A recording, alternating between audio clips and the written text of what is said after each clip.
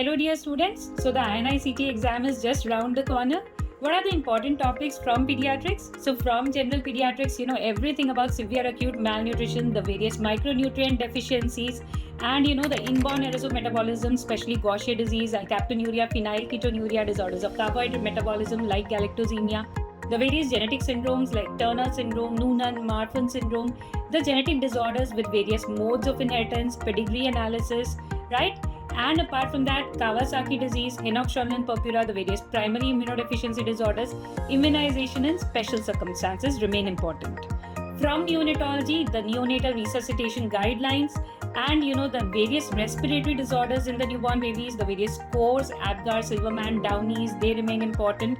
Neonatal jaundice, especially the hemolytic disease of newborn, and of course congenital diaphragmatic hernia. From systemic pediatrics, the various x-rays in various congenital heart diseases, and you have thalassemia, sickle cell disease important, croup versus acute epiglottitis, bronchial asthma and cystic fibrosis from respiratory system, diarrhea, dehydration assessment, congenital hypertrophic pyruvate stenosis from GI system. From the nephrology, you have the nephritic and nephrotic syndromes, and you have the PUV, AKI staging. All this remain important. From pediatric neurological disorders, Sturge-Weber and the various other neurocutaneous syndromes, the seizure disorders, endocrinology, CAH, congenital hypothyroidism, rickets, scurvy, OI.